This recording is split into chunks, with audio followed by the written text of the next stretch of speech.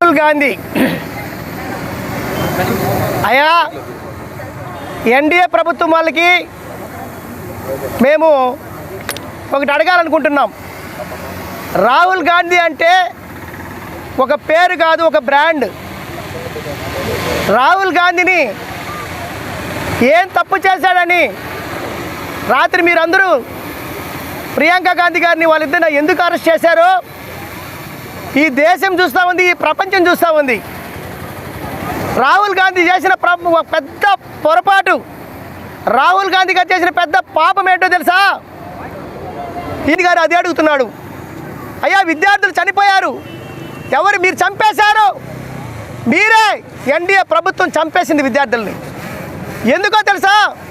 తెలివైనటువంటి విద్యార్థులు మీరు paper leakage చేసి మీ యొక్క విద్యాశాఖ, కేంద్ర విద్యాశాఖ మంత్రి వీళ్ళందరూ కలుసుకొని ఒక కుట్ర పన్నారు. ఈ దేశ వ్యవస్థ మారిపోతూ ఉంది, భారత రాజ్యాంగం చచ్చిపోతూ ఉంది. భారత రాజ్యాంగాన్ని, అది కల్పించినటువంటి చట్టాలని దొంగలో దొక్కి మార్చేసి మోడీ రాజ్యాంగం తీసుకురావాలని మీరు ప్రయత్నిస్తున్నారు. ఇది దేశానికి ప్రమాదకరమని ఆయన చెప్పాడు. అది వాస్తవం కాదా?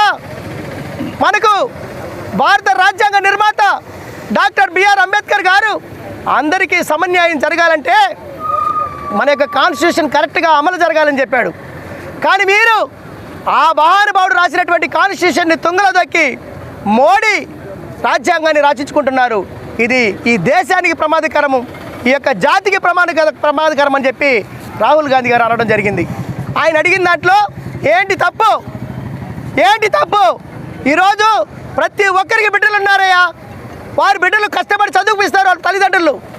మీరు చదువు రానటువంటి మొద్దులకి, చదువు రానటువంటి వారికి అందరికి కూడా, తెలివిలేనటువంటి వారికి అందరికి కూడా మీరు పేపర్ లీకేజ్ చేసి కోటీశ్వరులకు అమ్ముకుంటా ఉంటే కష్టపడి చదివినటువంటి విద్యార్థుల తల్లిదండ్రులు ఏమైపోవాలి?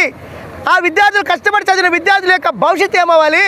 వారు ఆత్మహత్యలు చేసుకుంటూ చచ్చిపోతూ ఉంటే దాన్ని చూసి తట్టుకోలేక రాహుల్ గాంధీ గారు వారి పక్షాన పోరాటం చేయడానికి వెళ్ళాడయ్యా. అంత మాత్రం మీరు దాన్ని ఖండించకూడదా? దీనిపైన సిట్టు వేయకూడదా? దీనిపైన విచారణ జరపకూడదా? అందుకనే ఆయన చేశాడు. దాంట్లో తప్పేంటి? ఏం చేశారయ్యా కుటుంబం? ఈ దేశం కోసం ప్రాణాలు అర్పించిన కుటుంబం అయ్యా ఇందిరాగాంధీ కుటుంబం.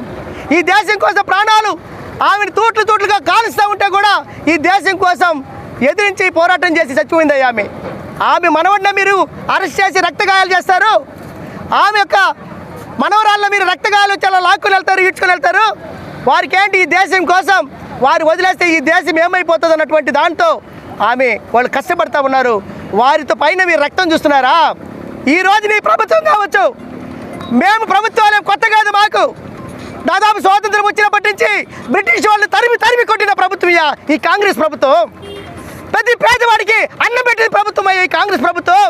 ప్రతి వాడికి ఇళ్ల స్థలాలు ఇచ్చిన ప్రభుత్వం అయ్యా కాంగ్రెస్ ప్రభుత్వం. ప్రతి ఎస్సీ, ఎస్టీ, బీసీ, మైనార్టీ వర్గాలు అందరూ సమానంగా ఉండాలని భూములు పంపిణీ చేసింది ఈ కాంగ్రెస్ ప్రభుత్వం.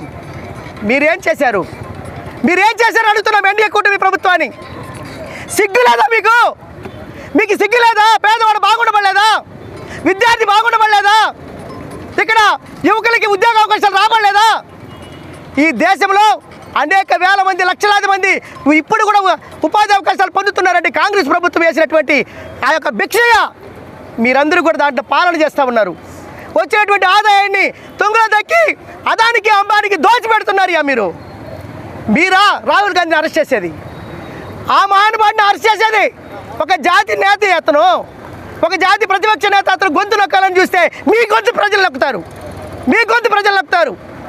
దయచేసి మాకు ఈరోజు మీరు రక్తగాయం చూశారు, కానీ రాబోయేది మా ప్రభుత్వం వచ్చిన వెంటనే ఒక్కొక్కటి తాటి తీస్తామని ఈ సందర్భంగా తెలియజేస్తున్నాను. Thank you.